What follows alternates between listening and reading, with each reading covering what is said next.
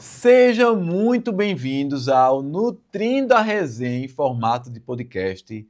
E hoje eu estou com um convidado aqui muito especial, João, onde iremos abordar sobre suplementação alimentar, mitos e verdades.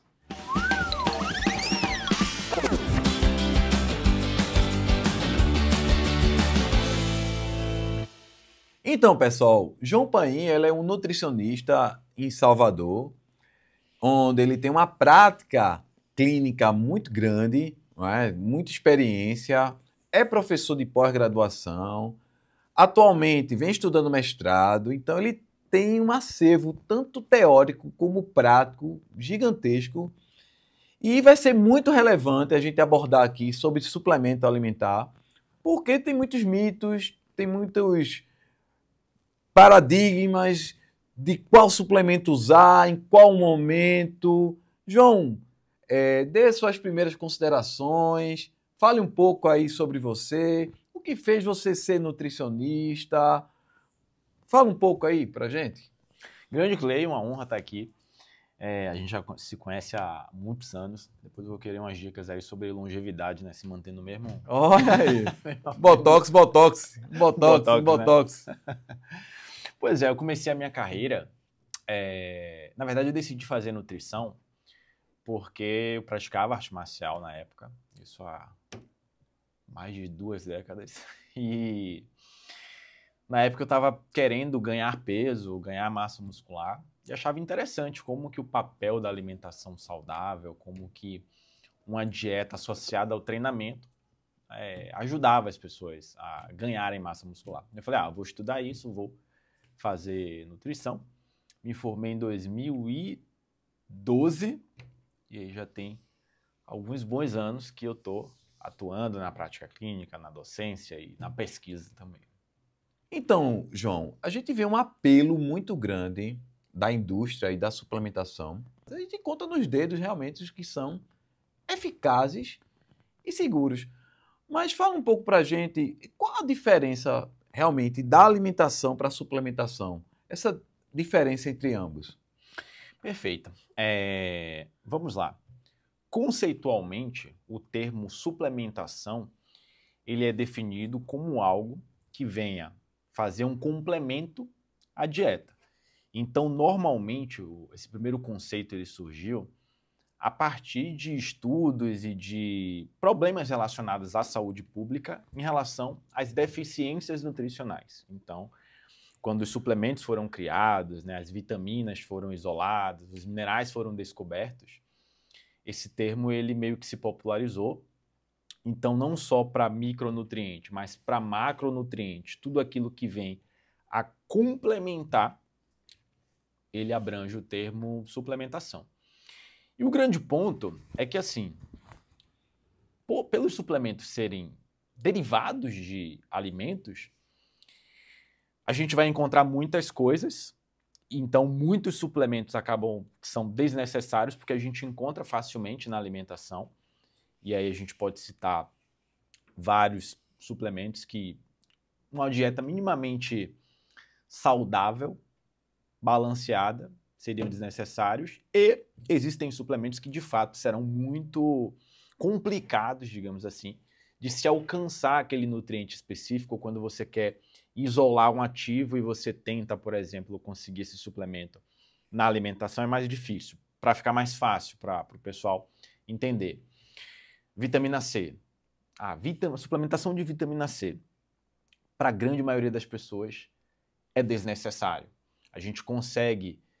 O ser humano ele precisa, né, o homem mais ou menos, uma média de 70 a 90 miligramas por dia de vitamina C.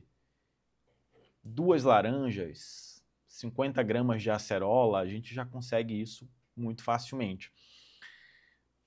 Por outro lado, a creatina é muito difícil de você conseguir na alimentação, a não ser o pessoal da seita carnívora, né? E consegue com a creatina mais facilmente. Mas para a gente conseguir, por exemplo, sei lá, 4 a 5 gramas de creatina, a gente teria que comer aproximadamente 1 quilo, 1,5 quilo de carne bovina. Então, na prática, é inviável. Perfeito. E sobre suplementos alimentares, João, a nível de efetividade, não é?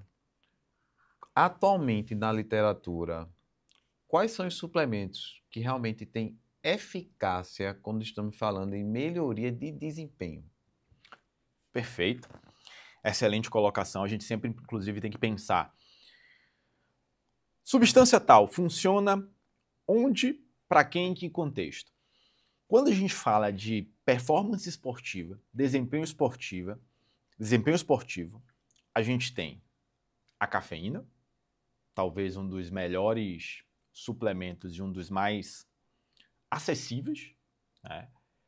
Nós temos a creatina, que também é um suplemento em torno cercado de muita polêmica, né? O pessoal está falando bastante agora de creatina para cognição. Enfim, tem algumas ressalvas, mas para performance esportiva não há dúvidas.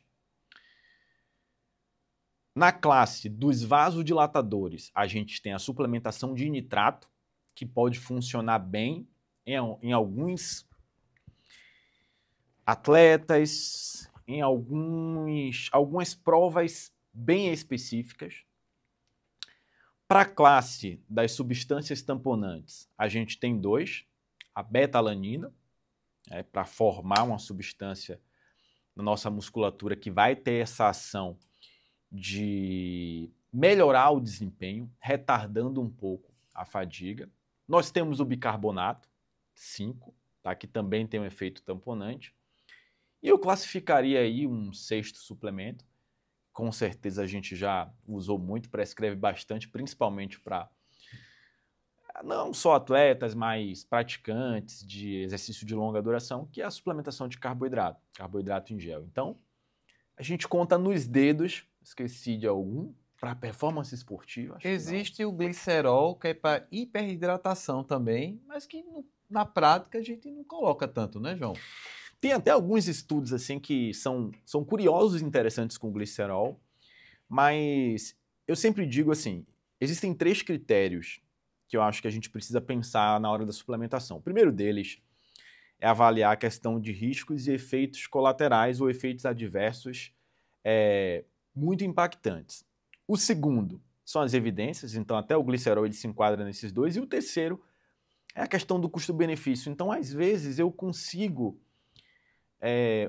de uma outra forma, aquele objetivo e que esse suplemento acaba que não se enquadra, porque o custo-benefício dele não é tão bom. Então, na prática, realmente, o uso de glicerol ele fica mais para escanteio, digamos assim. E olha que o glicerol é categoria A lá no Australian Nutrition, né? E quando eu fui estudar sobre esse suplemento, eu disse, caramba, como é que eu vou aplicar esse suplemento para algum paciente? E teve um caso isolado de um paciente que ele tinha muita desidratação absurda e a gente optou em utilizar o glicerol e ele teve uma melhora bastante, e, consequentemente ele é maratonista.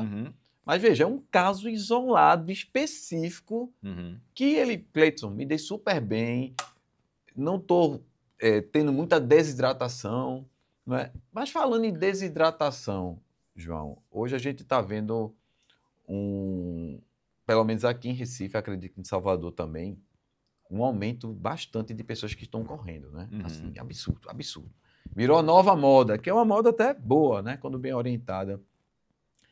E a gente vê muitos mitos, né? Cápsulas de sal, não é? Vou usar o gel de carboidrato. Não pode ser goiabada, tem que ser o carbogel, não pode ser bananada.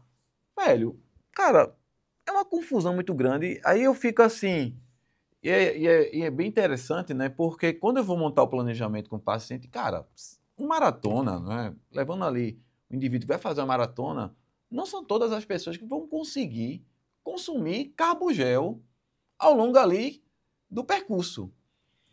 Teria algum problema, João, a gente utilizar dessas ferramentas de outros alimentos paralelos no lugar do carbogel? Explica um pouco aí para as pessoas. Perfeito. Não teria nenhum problema. O ponto principal é a adesão e aquilo que o paciente se sente melhor. Lembrando bem, quando a gente trabalha com esses pacientes, esses testes que acontecem com alimentos ou com suplementos, sempre em treinos, jamais no dia de prova. Mas a gente tem opções como rapadura, é muito comum, o pessoal lá em Salvador, tá uma febre agora, a prática de corrida, o pessoal gosta bastante. Eu já tive paciente que optava por mel, já tive paciente também que às vezes levava banana desidratada e se dava muito bem. Eu lembro de uma paciente, inclusive, que ela estava se preparando para a primeira meia maratona e assim, ela chegou bem no comecinho para a gente fazer todo o protocolo nutricional e a gente tentou carboidrato em gel, a gente tentou outras alternativas de suplementação. Na época ela tinha a possibilidade, inclusive, de levar maltodextrina diluída para poder tomar. E a única coisa que funcionou, que ela se deu bem, foi a rapadura. Então, ajustando direitinho é uma possibilidade. Então, pessoal, o que o João está querendo falar? Que o carbogel é uma alternativa entre várias outras opções. E diante desse cenário, João, existe uma recomendação específica, né, em relação à quantidade de carboidrato por hora, quando estamos levando em conta indivíduos fazendo maratona, né, que é totalmente diferente para quem está envolvido ali com treino de força, né? Uhum.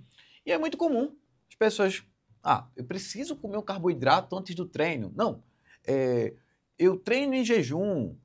Não, eu preciso. De fato, quando a gente fala de suplementação, né, a gente precisa de um suplemento intratreino numa corrida ou intratreino na musculação. Qual é o tipo de carboidrato que a gente pode utilizar? Se é um carbogel, se é uma maltestrina? Se existe diferença entre... Já foi batata doce em pó, que sumiu. Lembra batata doce em pó? Sumiu! Ninguém fala mais, pra você ver. Foi oximase. Ninguém fala mais. Sumiu. Agora é destrose, maltodextrina e, por incrível que pareça, palatinose. Né? E agora surgem novos suplementos com a roupagem bonita, não é? Por sinal, essa semana foi bem interessante. Cleiton, eu vi um profissional postando esse suplemento aqui de uma marca tal. Eu fico logo assim, meu irmão, será que tem alguma diferença? Aí quando eu fui pesquisar, realmente, a embalagem bonita, atrativa. Primeiro ingrediente, maltodextrina. Cara, isso aqui é malto, velho. Agora vem na roupagem e dá uma cara de ser mais saudável. Uhum. E a mesma coisa é os géis de carboidratos, né? É a roupagem, é a marca, né? Existe uma marca que é mais conhecida, existe um apelo comercial, não é? Que a gente sabe que determinados blogueiros, profissionais, que enfatizam ali naquele suplemento mais famoso. Mas quando a gente vai lá para o gel, para esse intratreino, tem alguma diferença, João, levando em conta que a gente precisa ali uma quantidade específica de carboidrato, tanto no aspecto do treinamento de força ou não, né? A gente tem estudos mostrando que para o treino de força esse carboidrato não é tão relevante assim, mas na corrida existem realmente esses critérios de quantidade ali por hora? Conta um pouco mais sobre isso. Perfeito. Nós temos algumas recomendações, assim, recomendações bem embasadas da quantidade de carboidrato por hora e o tipo de carboidrato de acordo com o tempo total de uma prova ou de um treinamento. Em linhas gerais, como que funciona basicamente essa recomendação? Seria em torno de 20 a 30 gramas de carboidrato por cada hora de exercício. O que pode ter de variações aí? Conforme o tempo ele vai passando, então alguns estudos sugerem aí que provas superior a 3 horas, 4 horas, a gente está falando aí de exercícios de endurance, de pessoas que são treinadas, não é uma corrida de 10 quilômetros, não é uma corrida de 5 quilômetros, até porque o tempo é muito curto, mas provas, corridas de 24 horas, um Ironman, eu estava até atendendo essa semana, né, um piloto, eu não sabia dessa modalidade, ele é piloto de endurance relacionado ao automobilismo, são provas que tem ali de 8 a 24 horas de duração. E aí uma recomendação, pensando em otimizar a absorção desse carboidrato, seria misturar duas fontes de carboidrato, a glicose junto com a frutose. A maioria dos géis de carboidrato já tem essa proporção, geralmente é uma proporção 2:1, 2 de glicose para 1 de frutose. A gente tem alguns alimentos que contemplam isso também, porém, essa especificidade, atletas, pessoas que têm um treino muito longo, superior a 4, 5 horas. Para a grande maioria das pessoas, um suplemento ou algum alimento contendo carboidrato de uma rápida absorção, a gente pode pensar nos géis, numa maltodextrina, numa dextrose. Eu não gosto muito de indicar palatinose para todo mundo, porque tem alguns estudos sugerindo que a palatinose ela pode causar desconforto gastrointestinal. A pessoa pode ter uma diarreia, um desarranjo ali na hora da prova. Isso em estudos, principalmente de ciclismo. Então é um carboidrato que é caro e eu não vejo tanta aplicabilidade para o intra. Aqueles mais tradicionais que a gente já conhece, principalmente eu gosto muito do gel de carboidrato, eu acho ele prático, porém tem uma dica muito especial para você que vai tomar esse gel de carboidrato, que seria jamais use esse gel de carboidrato sem a água. Precisa fazer uma diluição em água, porque corre o risco de uma pessoa ter um efeito que a gente chama na corrida, né, que é a diarreia do corredor ou diarreia osmótica. A pessoa literalmente tem uma diarreia no meio da prova quando não consegue fazer a diluição certa de carboidrato em gel, por ele ter uma alta, a gente chama, né, público, entender, uma alta osmolaridade, então ele atrai muita água para o intestino. Se não for bem diluído, a pessoa pode ter um desarranjo. Perfeito. Então a gente já falou aí sobre gel de carboidrato, né? Que ele tem aplicabilidade, não é? Eu acredito que não precisa ser o mais caro. Você falou aí de 2:1 e boa parte contempla. Né? Claro que vai depender muito do gosto do paciente, ele vai ter uma melhor familiaridade com determinado carbogel, mas não precisa ser o mais caro. Tem que ser o que atenda ali a necessidade para ele. Perfeito.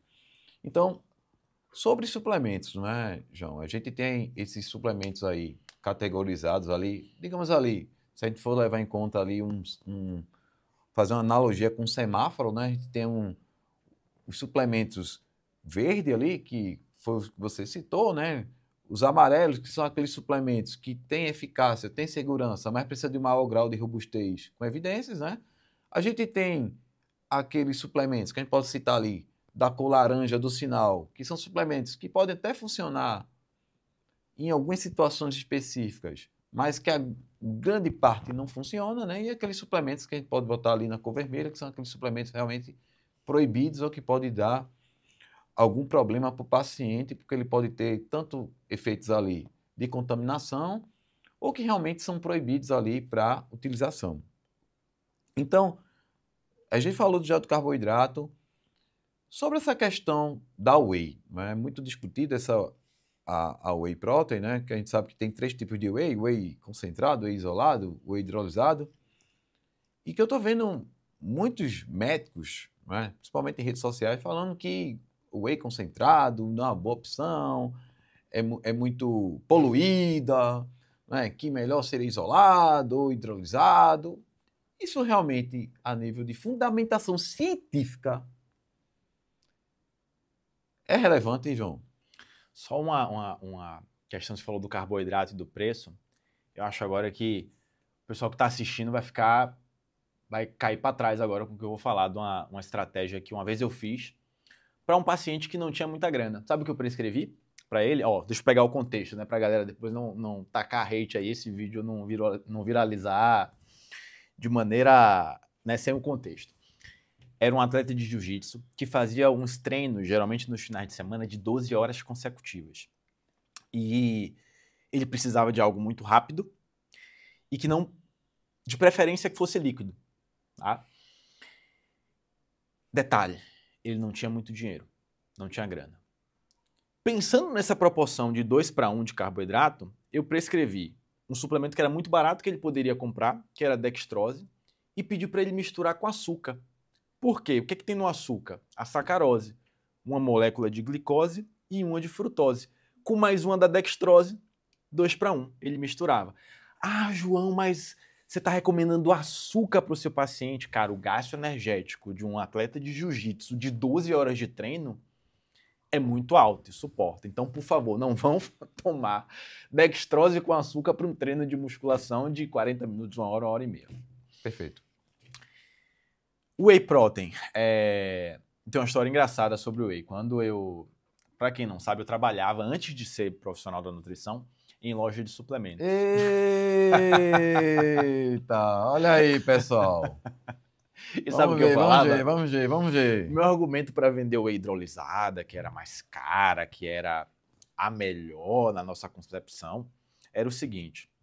Vou perguntar para você. Você prefere ter uma... Não sei se você curte carro, você prefere ter uma Porsche ou um Celta? A questão é condição, né? Condição, né? Financeira, né? Se você tivesse uma condição... A questão é a manutenção do Porsche, né? Tem isso também. Mas provavelmente todo mundo vai falar... Uma Porsche. Uma Porsche. Isso. A gente falava isso, olha, a whey hidrolisada, ela é uma Porsche, mas não é tão cara quanto. Uma concentrada é um Celta. E aí, absorve... A gente inventava umas histórias, a gente inventava. Isso não acontece, tá, pessoal? Não tem evidência para isso. Mas tem gente que ainda continua isso, né? Que a whey hidrolisada, ela chegava na musculatura em 5 minutos. A gente estipulava tempo. Na prática, a gente não vê nenhuma superioridade em relação aos tipos de whey. Todos os tipos, você tem uma rápida absorção, não em 5 minutos. Todas vão estimular ali a síntese proteica. E o melhor custo-benefício é realmente a whey concentrada. O que diferencia um pouco é, por exemplo, uma isolada para um paciente que tenha intolerância à lactose. Já a hidrolisada, a aplicabilidade é bem menor e o custo é muito alto, não tendo nenhuma superioridade. Então, para você que está pensando em utilizar o whey, com a recomendação profissional, para a grande maioria das pessoas, uma whey concentrada já está de ótimo tamanho. E só reforçando o que o João falou, quando você pega num volume total de uma whey protein em 100 gramas, numa whey concentrada, você vai ter ali 80% do total daquele produto em proteínas. Já na whey isolada, você vai ter 90%.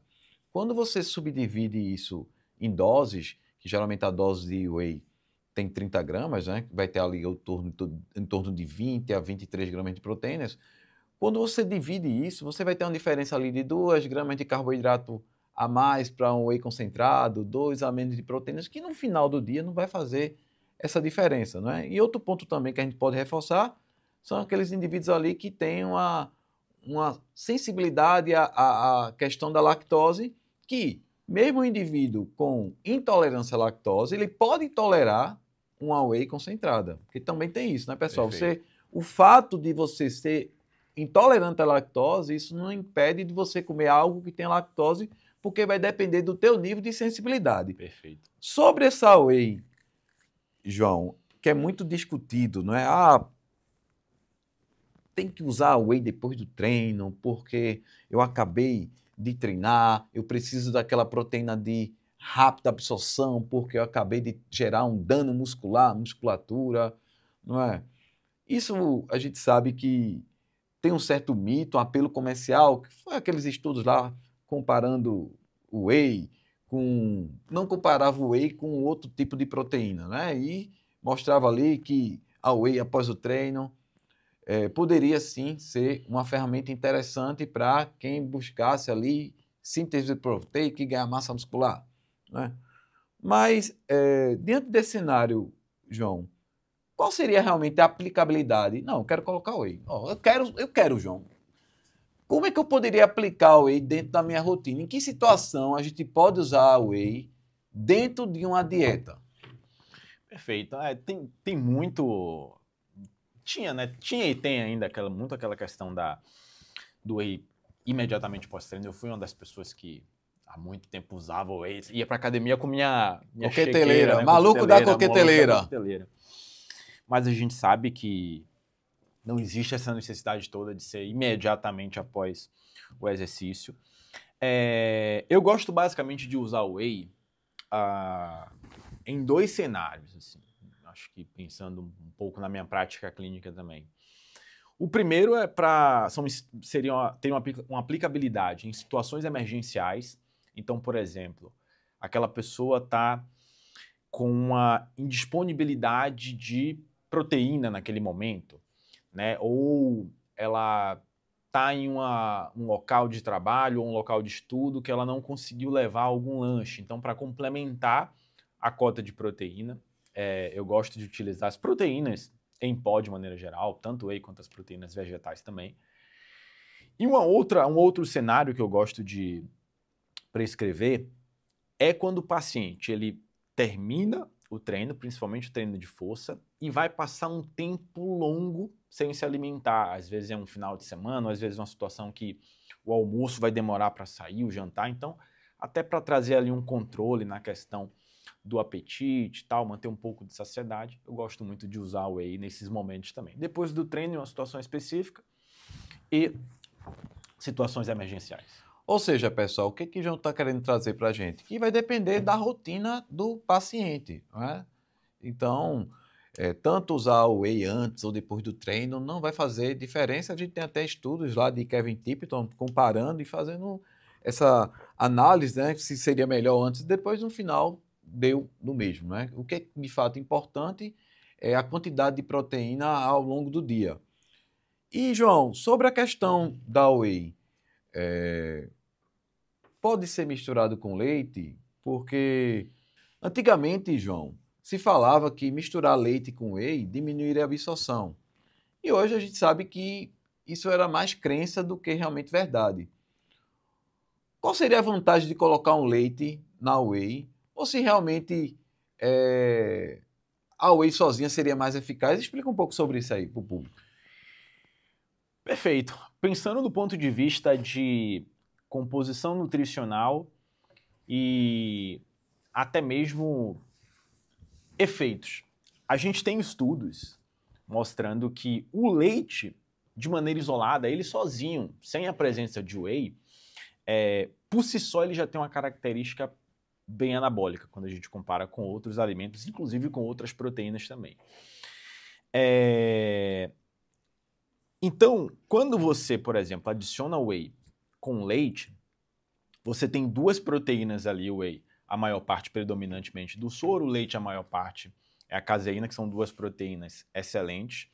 Então existe uma hipótese de você deixar essa bebida com duas proteínas diferentes e promover uma síntese proteica interessante. Claro que os estudos não mostram exatamente, vai ser melhor usar o whey com leite do que o whey sozinho nesse aspecto.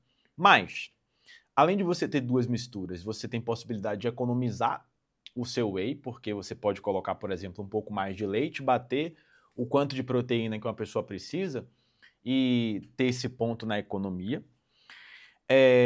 Um outro ponto, que eu acho que esse é o mais importante, acho que você vai concordar comigo, você tem uma prática clínica também bem ampla, que é a adesão do paciente o sabor. Ao shake, né? O sabor. Então, fica muito mais saboroso. Faz um teste aí. É mais gostoso você tomar whey sozinho, isolado, com água ou whey com leite? A maioria das pessoas vão optar em whey com leite. Então, você tem sabor, você tem economia, você tem um potencial anabólico que acaba que fica muito mais interessante e muito mais agradável para o paciente. Então, no meu modo de vista, você só tem vantagens e, claro, não tem tudo que a gente pensava lá atrás, essas crenças populares, atrapalha a absorção, você vai estar desperdiçando a sua whey, tudo isso não passa de mim. Rapaz, a gente é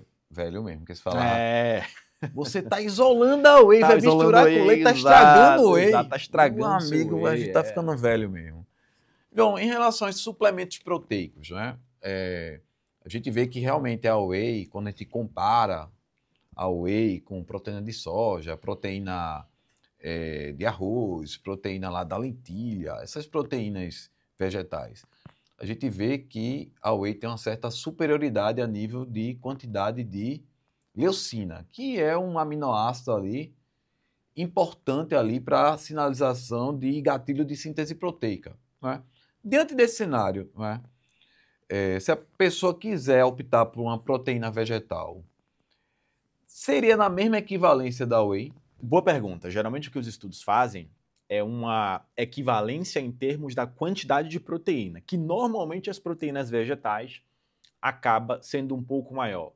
por exemplo, se em 30 gramas de proteína do soro ali em relação ao whey, você tem 25 gramas de proteína, nas proteínas vegetais, uma lentilha, uma ervilha, pode ser que essa proporção seja um pouquinho maior, 45, 50 gramas, vai depender do produto. Hoje, a indústria associada à tecnologia de alimentos e suplementação, ela vem crescendo muito. Então você tem, por exemplo, blends proteicos, que você tem a mesma quantidade de proteína, com a mesma quantidade de leucina, às vezes é leucina adicionada. Então fica aqui basicamente pau a pau, a mesma equivalência e os mesmos efeitos.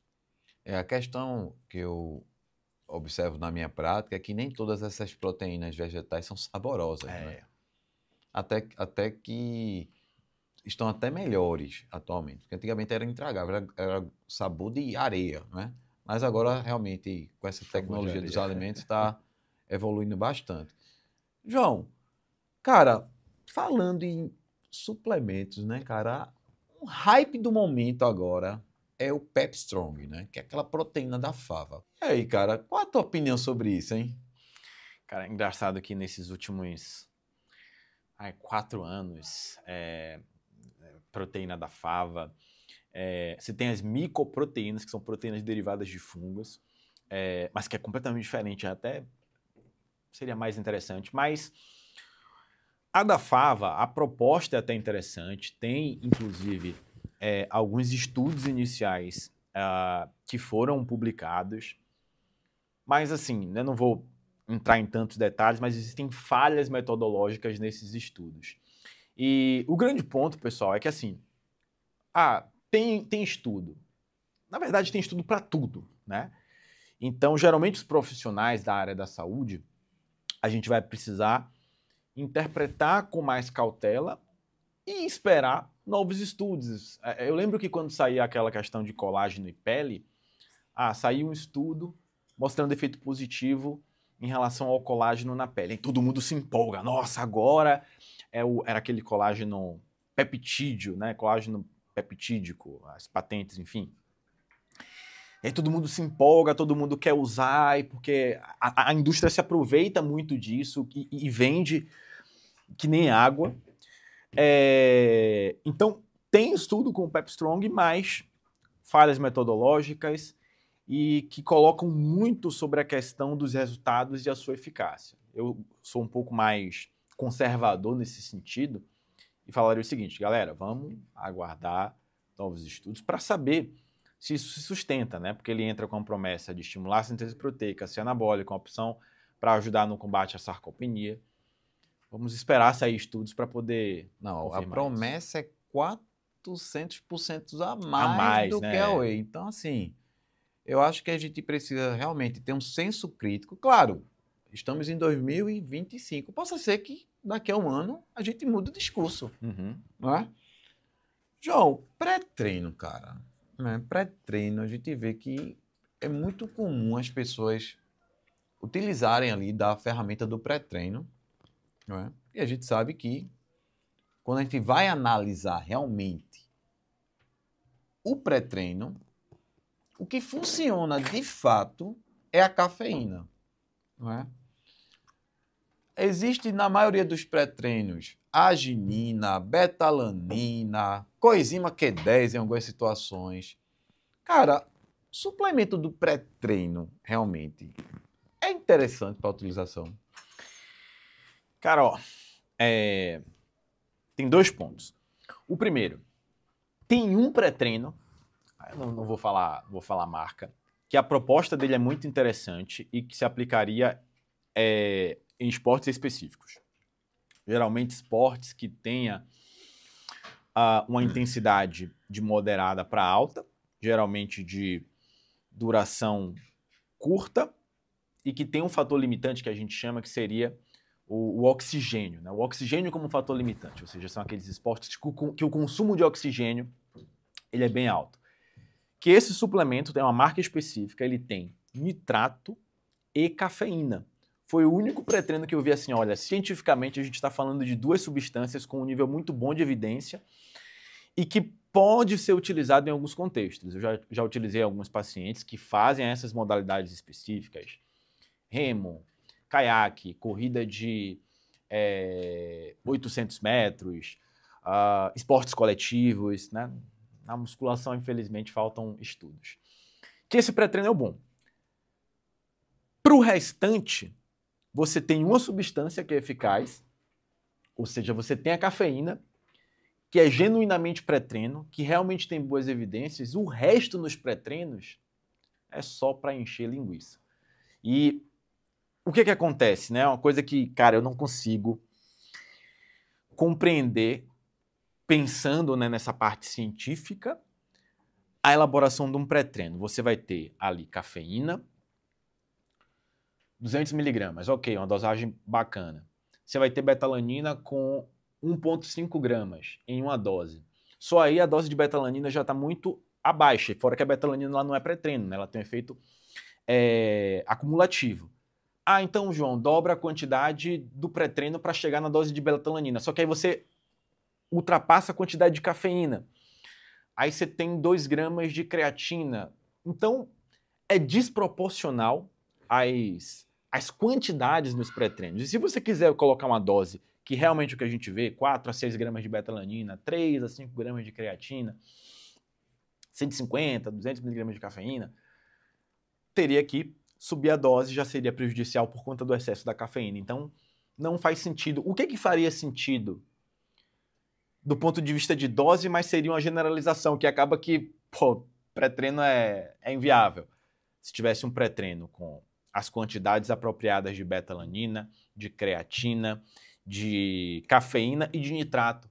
Mas aí eu pergunto, um paciente vai usar para musculação, ok, a cafeína pode ser útil, a creatina também, mas será que a betalanina vai ser interessante? Qual é o tipo de treino que essa pessoa está fazendo? O nitrato vai ser interessante? Não, já estaria desperdiçando e pagando muito caro.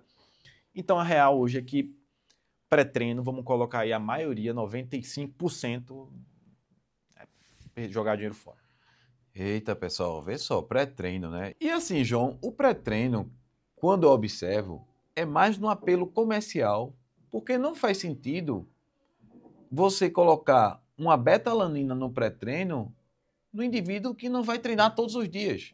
Creatina é um suplemento ali que é a nível acumulativo. Então, eu vejo mais uma estratégia ali das empresas, né? Em questão de competição, não, se a gente colocar um pré-treino que só tem cafeína, a gente não vai vender. Então a gente tem que agregar valor, né? Então você foi muito claro aí nessa questão da suplementação de pré-treino, que de fato o que funciona é a cafeína e tem que ter a dose de acordo com o peso corporal para não extrapolar, para você não ter os efeitos adversos do uso da cafeína. Se fosse até, por exemplo, há uns 10 anos, seria válida essa hipótese, porque a gente não tinha tanto conhecimento, tanto estudo, de pensar o seguinte, será que se a gente juntar pequenas doses de várias substâncias não pode gerar um efeito para melhorar a performance, a gente chama de efeito ergogênico? Seria válido isso há uns 10 anos, mas como a gente tem muita informação hoje, a ciência já evoluiu bastante, a gente vê que não faz sentido, né? Muito bem colocado isso que você falou. As pessoas não vão treinar ali todos os dias, então é complicado. Cara, poxa, creatina, né, meu amigo? Realmente é um suplemento categoria nível A, de relevância científica, que realmente muitos estudos randomizados, desde a década de 90, quando a creatina realmente foi o boom, que foi nas Olimpíadas ali de 1992, né, com Portman, né, que começou ali a ser difundida e foi proibida a comercialização aqui pela Anvisa e depois foi liberada novamente. Realmente é um suplemento que não resta nenhuma dúvida de eficácia, de segurança, não é? A nível ergogênico, João, a nível ergogênico, melhoria de performance, em que situação a gente poderia utilizar a creatina? Perfeito, principalmente em exercícios de alta intensidade e curta duração. Então a gente pode pensar a musculação, a gente pode pensar crossfit, a gente pode pensar em jogadores de futebol, principalmente algumas posições específicas. A gente pode pensar em velocistas.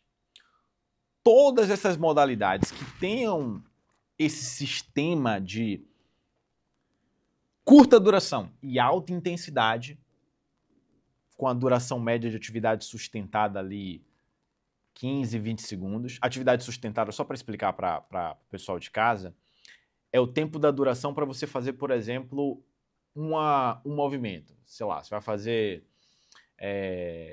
8 séries, você vai fazer 8 repetições em um supino.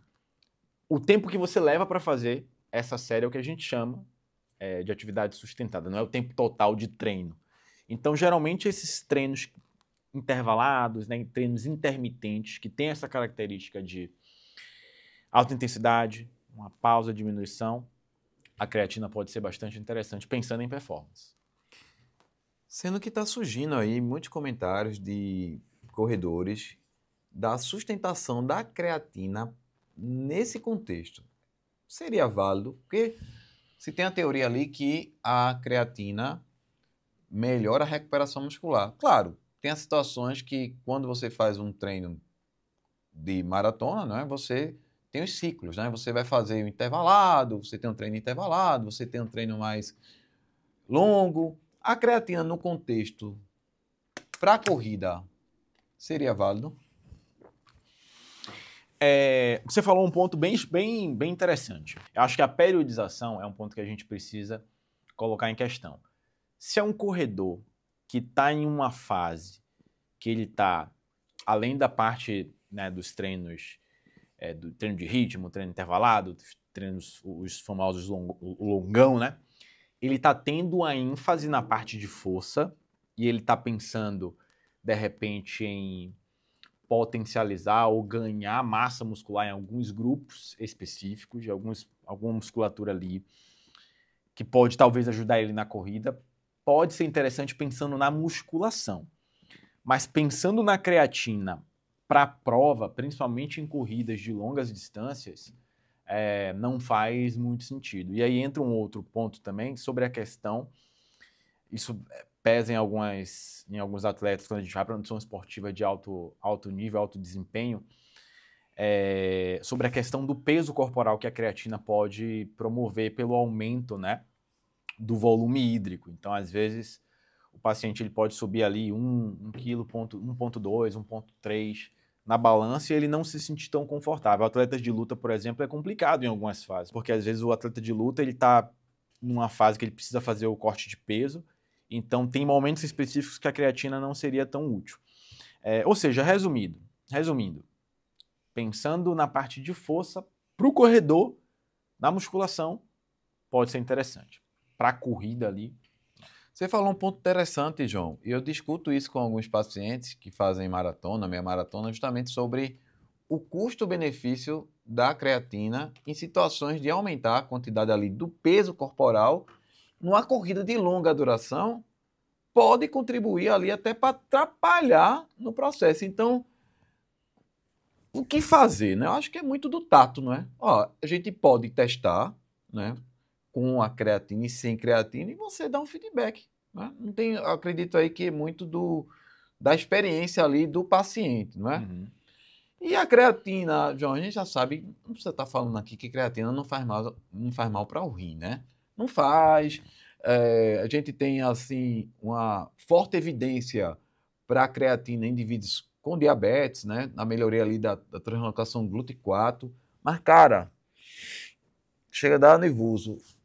Eu acho que o pessoal vê um estudo, não lê direito a metodologia, extrapola os dados. Não, agora eu vou falar na rede social porque eu sei que vai viralizar.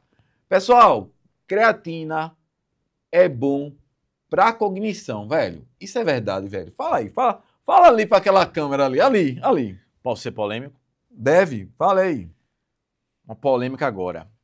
Maio de 2025, nós não temos bons estudos atestando que a creatina seja útil para a cognição. Pronto, pessoal. Porque está sendo muito discutido, muito difundido. Não, agora vamos utilizar a creatina porque é bom para o cérebro. Não, a creatina é bom para isso.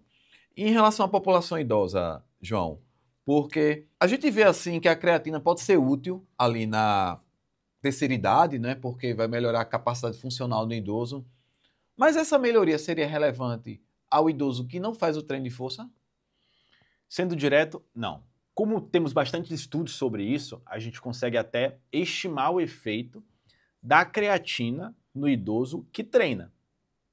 Quanto mais ou menos, João? Existem bons estudos, existem revisões sistemáticas, e tem uma especificamente que demonstra que, em média, um paciente idoso que treina pode ganhar ali aproximadamente 1,3 quilos de massa livre de gordura, então provavelmente é um pouquinho menor de massa muscular, mas 1,3 quilos para ficar fácil essa conta, podendo no intervalo menor de 800 gramas a 1 quilo e 800. Então 1,3 quilos pode ser uma resposta interessante, um ganho interessante para o idoso que treina. Perfeito. Se fala muito da saturação, vale a pena? Cara, para a grande maioria das pessoas não, mas pode ser que para outras pessoas sim. Exemplo, eu tô com um atleta, a gente vai entrar nas 2 últimas semanas de luta, ele vai competir no profissional de MMA. A gente não estava usando creatina porque ele estava fazendo corte de peso. Como ele já está no peso-alvo e a gente só vai administrar e a gente tem margem de segurança para ele aumentar o peso, faltando 2 semanas a gente vai entrar com a creatina e vai fazer saturação para que a creatina entre mais rápido na musculatura dele, que ele tenha mais fosfocreatina, que é a substância que é a creatina quando ela entra na musculatura, e que no dia da prova, no dia da luta, ele esteja com seu estoque cheio para poder render bem. Pessoal, saturação nada mais, nada menos é o acúmulo de creatina, né, no nosso organismo, que existe um certo tempo, quando você faz o protocolo padrão, que você vai ter a saturação algo em torno ali de 20 dias, e quando você faz essa saturação, você pega uma quantidade mínima multiplicado por 4, você vai ter uma dose maior e você vai ter resultados ali dessa saturação em 5 a 6 dias. Você citou essa questão do profissional de MMA, e é muito comum eu também fazer isso naquele indivíduo que quer fazer uma prova de concurso e que quer uma melhoria de desempenho na barra fixa e que só temos 2 semanas ele chega, ó, Cleiton, Legal. um mês antes da prova ele chega lá querendo milagre, querendo emagrecer, querendo ganhar força. Aí você pode fazer uma situação de um protocolo de saturação e esses valores, João, não é? Porque é baseado no peso corporal, existe a quantidade média, existe ali a quantidade inicial. Esses números, de fato, hoje, qual seria realmente a quantidade ideal de creatina para o indivíduo? Cara, eu fiz inclusive uma dessas perguntas para um pesquisador que ele estuda bastante creatina. E o que é que a gente vê? A grande maioria dos estudos, desde, sei lá, 2004 até os estudos mais atuais com creatina, você vê uma padronização, 3 a 5 gramas. Então, para a grande maioria das pessoas, e até que inclusive vem essa dose no rótulo, né? Entre 3 a 5 gramas vai atender bem.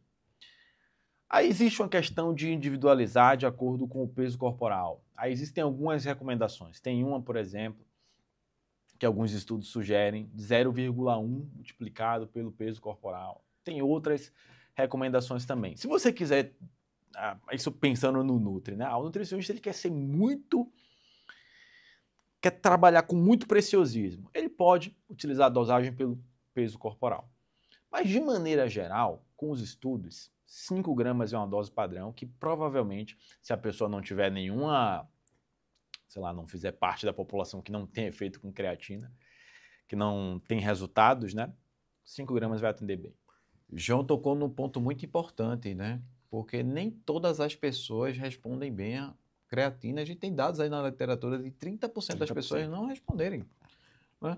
Mas sobre a utilização da creatina e cafeína, anula efeito? Porque também é um tema muito debatido. Tem gente que defende que pode ser com cafeína, outro grupo de pesquisadores que não. E aí, João? Essa hipótese surgiu principalmente observações não científicas, e depois teve um estudo Se não me falha a memória, agora ele foi publicado em 98, ou foi no início dos anos 2000, alguma coisa assim, que ele testou basicamente a cafeína junto com creatina ou creatina isolada. Então um grupo tomava creatina com cafeína, outro grupo só a creatina, e o grupo que tomava a suplementação conjugada teve uma diminuição na produção de força, enquanto que o grupo de creatina sem cafeína não teve. Porém, qual foi o fator limitante? Era altas doses. Então, eram mais de 20 gramas de creatina durante o período, e fazendo um cálculo médio do peso dos voluntários do estudo, dava 6 miligramas por quilo de peso, que a gente sabe hoje que são dosagens mais altas. Então, na prática, quando o indivíduo ele não vai utilizar essas dosagens mais altas, não anula o efeito. O que eu já vi na literatura é falando de desconforto gastrointestinal quando você utiliza a creatina junto com a cafeína, mas de anular efeito, não. Vejam, sobre a questão da betalanina, não é? Que a gente falou do pré-treino, propriamente dito, né? Mas de forma isolada, porque é muito comum as pessoas utilizarem a betalanina como forma de pré-treino. Hoje, em que situação, em qual cenário, de fato, seria interessante a suplementação de betalanina? Perfeito. Rapidamente, como que a betalanina ela funciona? A gente suplementa a betalanina para driblar uma enzima que nós temos no corpo. O nome dessa enzima, a gente chama ela de carnosinase. O que é que ela faz? Ela degrada uma outra substância chamada de carnosina. Quem é a grande protagonista é essa substância carnosina, que ela realmente tem essa ação de retardar a fadiga. Só que, se a gente suplementasse carnosina, ela seria degradada. Então a gente dribla a carnosina usando betalanina, e ela se liga com um outro aminoácido, forma a carnosina no músculo. Esse efeito não é em 1 hora, não é em 2, não é em 1 dia. Precisa de pelo menos 4 semanas para poder fazer efeito. Então é assim que ela age. Quais exercícios? Exercícios de intensidade moderada a alta, com a duração, atividade sustentada de 1 a 4 minutos. Não sendo indicada para exercícios com duração menor do que 60 segundos e não sendo indicada para exercícios com duração maior do que 10 minutos. João, quais modalidades isso se enquadra? Remo, corrida de 800 metros rasos, alguns treinos específicos que envolvem esportes coletivos, não é exatamente ali na partida. Tem alguns estudos mostrando até, aí talvez o teste pode valer a pena, exercícios mais longos, né, séries mais longas de musculação. Tem alguns estudos ali mostrando um efeito, mas em geral, modalidades que tenham esse time aí que a gente acabou de citar. E precisa saturar? Não precisa saturar a betalanina. Geralmente os estudos mostram doses ali entre 4 a 6 gramas.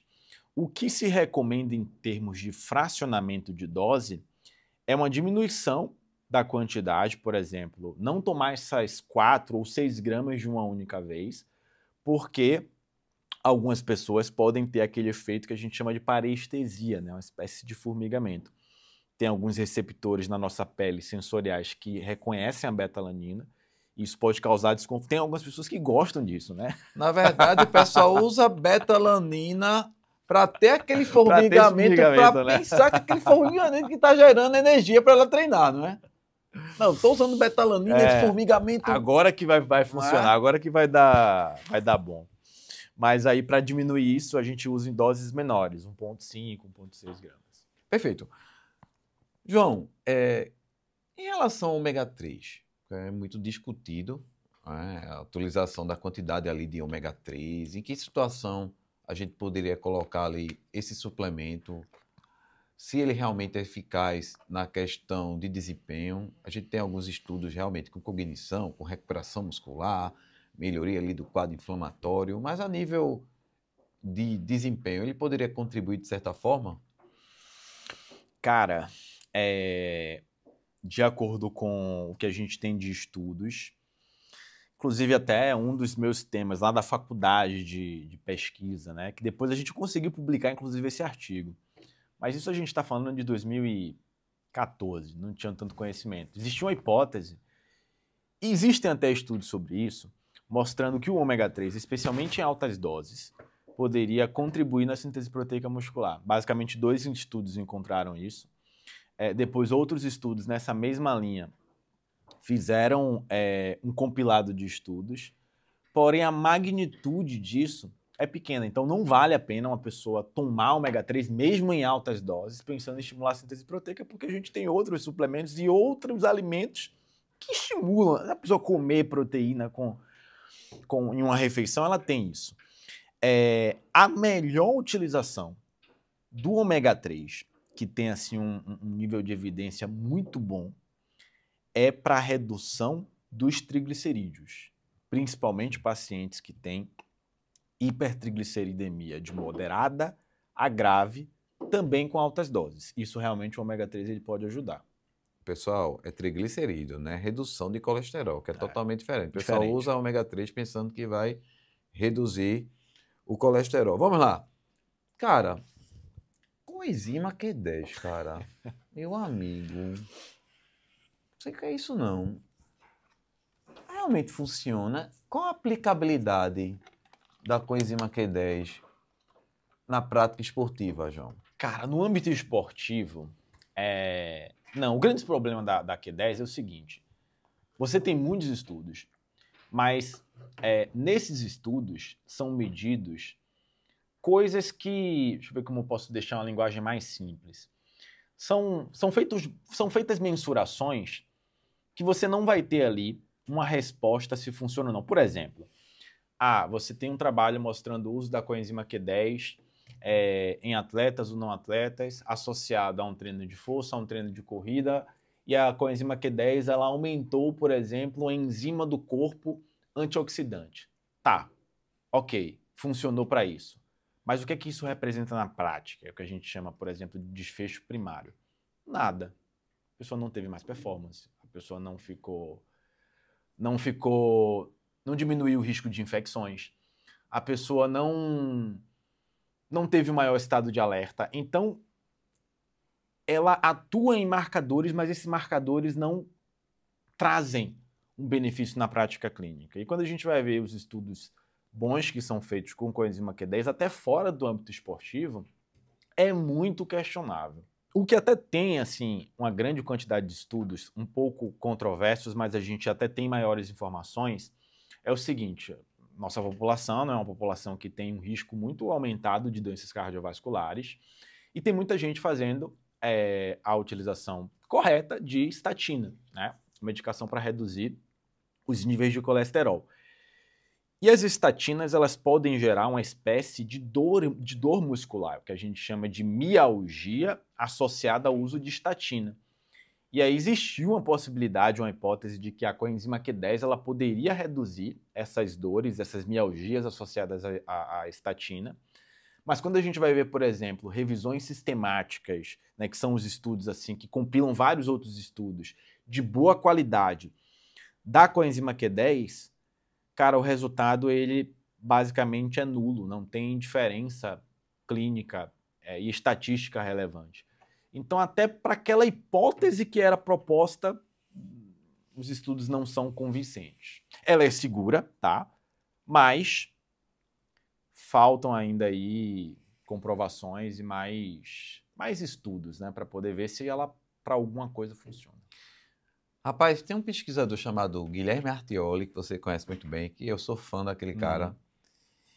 E ele fala muito sobre a glutamina, né? Que na teoria é muito linda, maravilhosa, mas que na prática não se sustenta. E aí, João, você que está inserido nessa área de pesquisa, os estudos aí com glutamina realmente, em que situações a gente poderia colocar a glutamina? Cara, sabe em que situações? Para aquela pessoa, isso aí eu tive uma vivência prática quando eu estava no estágio da faculdade, que eu fui para o Hospital Geral do Estado lá da Bahia. Eu ficava na ala de emergência cirúrgica, onde eu via lá as pessoas que sofriam queimaduras de terceiro grau, né, 70%, 80% do corpo queimado, pessoas que sofriam atropelamentos, amputações e que o quadro clínico ficava muito complicado, pessoas que sofriam perfurações por arma de fogo estavam entre a vida e a morte. E esses casos complicados, a concentração de glutamina ela cai e a pessoa precisa ela precisa se salvar. A glutamina pode ser útil nesses casos, mas não é nem a glutamina oral, é diretamente endovenosa. A glutamina, suplementação via oral, disponível em qualquer loja de suplemento, cara, basicamente para quase nada. Tem alguns estudos mostrando saúde intestinal, mas assim, nem são estudos com bom rigor metodológico e com doses de 40, 50 gramas de glutamina. São doses muito altas que na prática não vai sustentar nem esse benefício se a pessoa vou tomar aqui 30, 40 gramas de glutamina.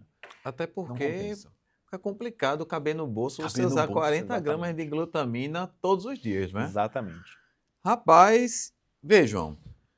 Só um detalhe, você citou o Artioli, né? Ele conduziu um trabalho, uma hipótese até que foi razoável, com atletas de luta em corte de peso, para ver se a glutamina inibia a imunossupressão desses atletas. Um grupo com glutamina, os dois grupos em corte de peso e um grupo sem.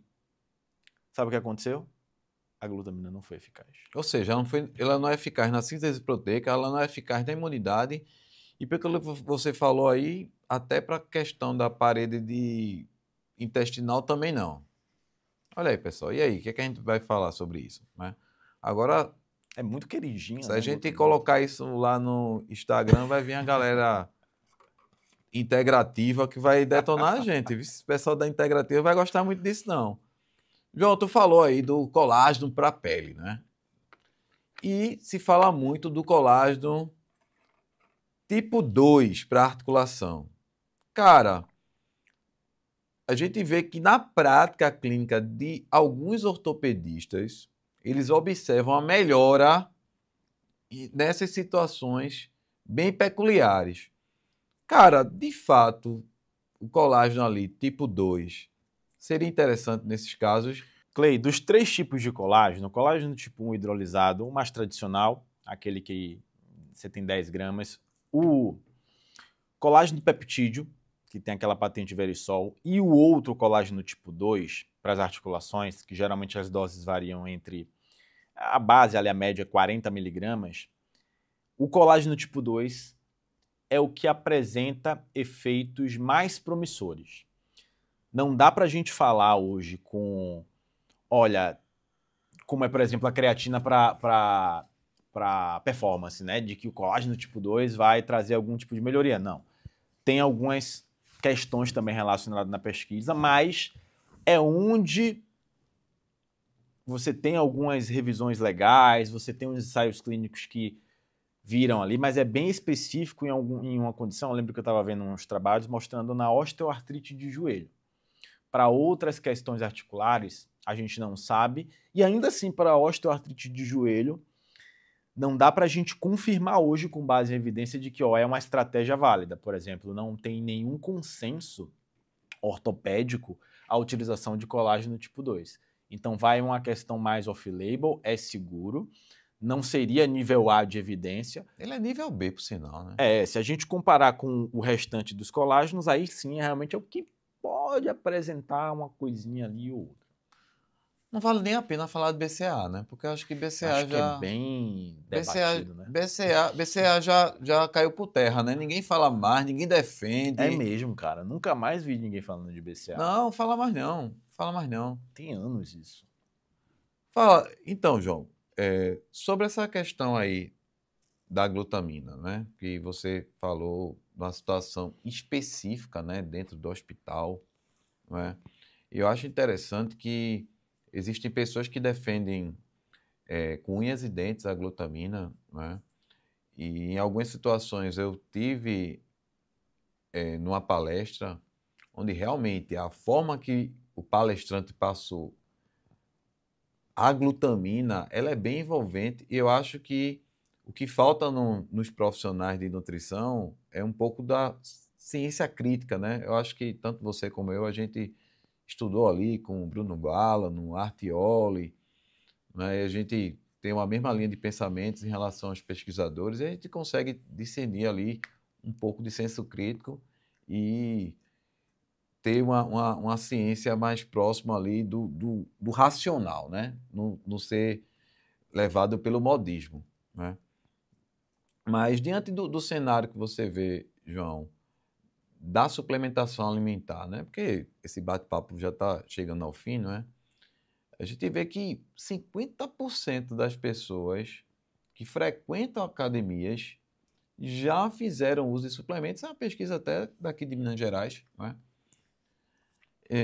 Você acredita, João, que essa busca pelo suplemento é mais através de quê? Porque por que essas pessoas procuram suplemento antes mesmo de se consultar com um nutricionista? Clay, eu acho que as pessoas, de certa forma, elas querem um atalho, um caminho mais rápido, um caminho mais fácil. E geralmente o público leigo, e que não tem obrigação de saber sobre isso, com influência também da mídia, né, das redes sociais, jogam nos suplementos uma expectativa e um marketing, uma promessa que a pessoa acha que vai conseguir fazer aquilo. Você vê, eu caí nessa promessa antes de cursar nutrição. Também acreditava que os suplementos iam me dar um resultado extraordinário, isso em 2007, 2008, né, quando eu nem sonhava ainda em cursar a faculdade. Então eu acredito muito que as pessoas querem um atalho, buscam isso, né, por conta própria, inclusive, elas não consultam um profissional, não vão a um nutricionista para poder saber se é aplicável à rotina dela, se realmente ela precisa. E sabe o que eu fico mais reflexivo sobre isso? É a típica coisa. A pessoa, ela não precisa daquele suplemento que ela quer tomar, mas pode ser que ela necessite fazer uma suplementação de alguma outra coisa. Por exemplo, vamos supor que é uma mulher em idade fértil com um ciclo menstrual muito irregular, que tem perdas sanguíneas consideráveis na menstruação e ela tem uma deficiência de ferro. Às vezes ela não sabe que ela tem, mas ela está querendo comprar o Pep Strong, está querendo comprar o colágeno, quando talvez a suplementação de ferro para aquela paciente, né, se fosse investigada, resolveria as queixas clínicas dela. Então, é muita gente procurando o suplemento que não funciona, que não vai ser aplicável e às vezes se esquecendo do básico, né, da coisa bem feita ali. Infelizmente ou felizmente, é o simples que funciona, mas eu acredito que as pessoas, nós brasileiros temos um pouco disso, né? Buscamos um salvador, um ídolo, uma substância milagrosa. O simples funciona, mas ele não vende. Não vende. Não exato. vende. Porque o apelativo vai na dor. Entendeu? Então fica mais fácil você ludibriar as pessoas com a falsa promessa. Não é? João, é o seguinte, em relação a essa questão que você falou do apelo comercial, a gente vê um apelo comercial muito grande, realmente, da indústria da suplementação, que não vai mudar, né? Cada vez mais a gente vê influenciadores, né, defendendo a bandeira de determinados suplementos, né? E, por sinal, recente, eu atendi uma paciente fazendo uso de 14 vitaminas, 14 cápsulas de vitaminas com suplementos. E o que teve por trás disso? A nutricionista prescreveu, ganhando comissão em cima. Porque a gente vê por trás disso também um faturamento muito grande, né? Quem me conhece sabe, você também, nós não temos conflito de interesse. Eu sou a favor do paciente. O quanto menor o custo dele, melhor. Tem situações de você encontrar um paciente que ele precisa do medicamento e não precisa do suplemento. E foi o que aconteceu. Essa paciente veio, 14 suplementos de vitaminas e sem necessidade. Você olhava os exames, as vitaminas, minerais, tudo ok? Como você falou, em situações ali de deficiência, uma B12, uma vitamina D, um ferro, aí realmente você suplementa de forma precisa, específica, que você vai melhorar ali o padrão de saúde daquela pessoa, mas o comum, eu acredito que no convencional, na prática, 14 suplementos, 14 vitaminas, você já vê o interesse comercial naquilo ali, né? De uma pessoa ali tá ganhando por trás ali em prol de comissão. E que não pode, né, pelo código de ética. Mas é o que é comum, né? Infelizmente é o que mais acontece. E eu identifiquei numa primeira consulta, porque é muito fácil a gente conhecer um pouco mais o paciente, dizer, ó, você precisa do medicamento tal. Não, na verdade eu não falo do medicamento. Eu acredito que você vai precisar de algum medicamento porque tem mecanismo aí de recompensa alimentar. Enfim, ela foi na profissional, na endocrinologista, e a endocrinologista prescreveu o medicamento, mas, velho, um valor infinitamente menor da quantidade daqueles suplementos. Ou seja, uma paciente como essa, que escutou, ela nunca mais vai querer voltar a usar essa quantidade de suplementos, né? E João, para a gente encerrar esse nosso bate-papo, né, sobre suplementação alimentar, qual seria ali teu conselho para a grande massa, tanto a nível profissional, né, em relação à questão do senso crítico, da ética profissional, que eu acho que está se perdendo muito a ética do profissional, de entender a dor do paciente, se colocar no lugar do paciente. Ninguém está falando que você não vai cobrar o que você merece na consulta. Não é sobre isso. É o quanto você está faturando por trás daquilo ali, através do paciente. E qual seria teu recado final para o público geral em relação à suplementação alimentar? Se realmente aquele suplemento vale a pena ou se ela comprou na forma de impulso. Finaliza aí, por favor. Perfeito.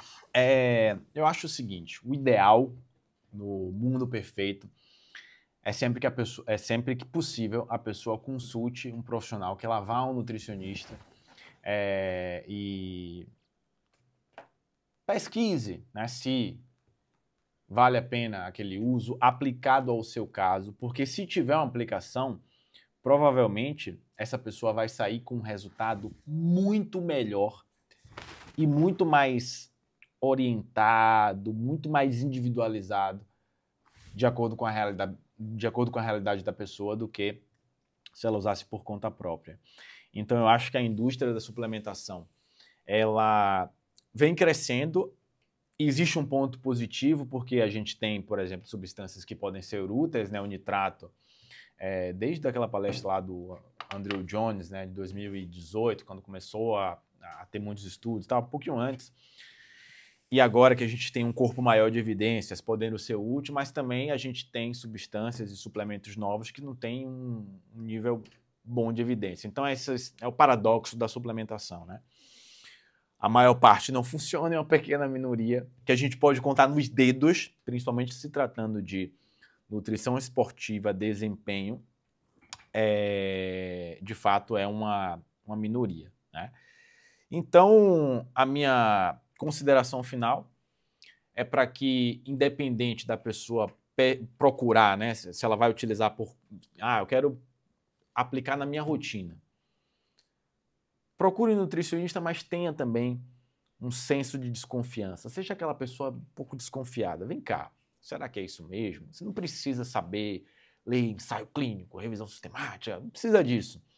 Mas você precisa ser, no mínimo, desconfiado e perguntar, será? Vou pesquisar a opinião de profissionais que usam a ciência como base. Eu acho que você faz um trabalho muito bacana, Clay, desde, sei lá, quando a gente se conheceu lá naquele grupo. Eita, o grupo, velho. Aquele grupo, né? O grupo, tem o grupo. Mas é isso. É a pessoa ser um pouquinho desconfiada, até um pouquinho chata, e, se possível, procurar um profissional.